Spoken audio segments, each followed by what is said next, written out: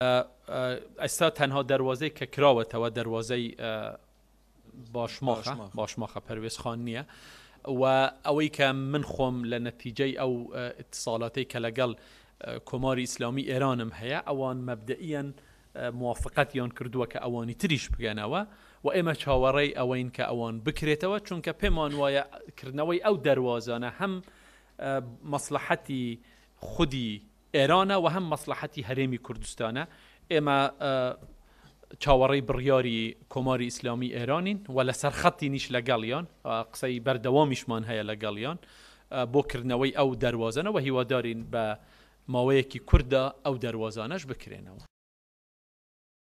بەنسبەت یاسای بودجە من ئێمە دیسان هێتا ئێستا ڕاشنووسە و ئەمە خراپترین ڕاشنووسی یاسای بودجەی عێراقە بەڕاستی و ئەو تعریفانە و دەستەواژانەی کە لەناو ئەو یاسایە بەکار هاتوون بۆ هەڵوەشانەوەی قوارەی سیاسی هەرێمی کوردستانن.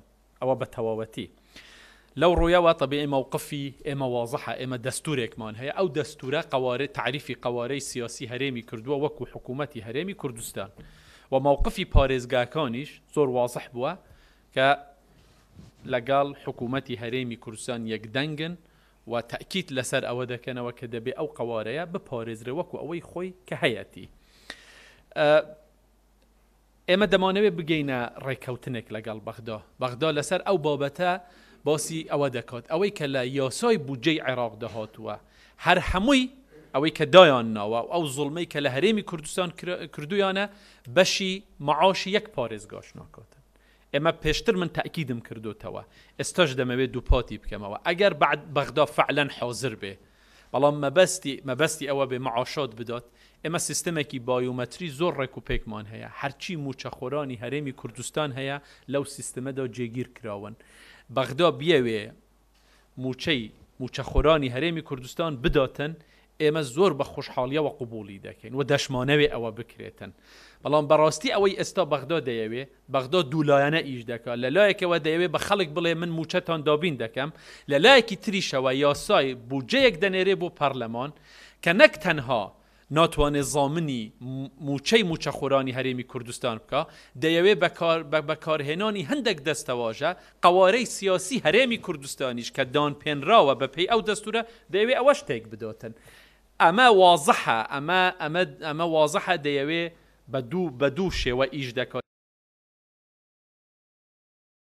موچە دابەش دەکرێت ئەو مانگە و مانگێکی تریش دابەش دەکرێتن. ئەوە ئێستا ئێمە ئەمەی کە تەواو بوو ئێمە دەست بە مانگێکی تریش دەکەین بۆ دەست پێکردنی موچە.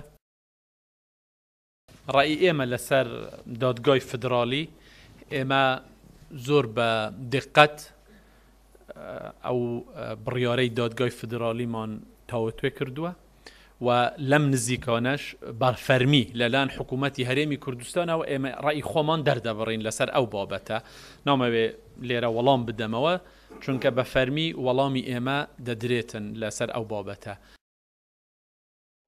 دەمانەوێت لەگەڵ ئەمریکاش عیلاقەی ئێمە باش بێ. داواکاری ئێمە لە ئەمریکا ئێمە چەندین کۆبوونەوە لەگەڵ سەفیری ئەمریکا باسی داواکاریەکانی خۆمانمان کردووە. ئەمریکا لە بەیانی ڕسمی خۆی دەڵێ ئێمە دەمانەوێت حکوومەتێکی هەرێمی بە قووەت هەبێ. ئەوەی ئێستا ئەمریکا دەیکاتن ڕنگدانەوەی ئەو بۆچوونە نییە. ئێمە هەتا ئێستاشوە تەسەور دەکەین کە ئەمریکا زیاتر بەداخەوە لایەنگیری لە بەغدا دەکاتن نەک هاوسەنگی ڕادەگرێت لە بینی بەغدا و هەولێر. سەردانی لایەنە سیاسیەکان هەندێکیان لێرە نەبوون لەبەر ئەوە دواخرا لەگەڵ جێگیری سەرۆک وەزیران کاقوبات ئێمە بڕیارمان داوە لەم یعنی بە گەڕانەوەی ئەو برادرانە ئێمە دەست دەکەین بە سەردانی لایەنە سیاسیەکان و دوای سەردانمان بۆ لایەنە سیاسیەکان ئێمە تەقیمی وەزعەکە دەکەین کە چۆن پێکەوە کار بکەین.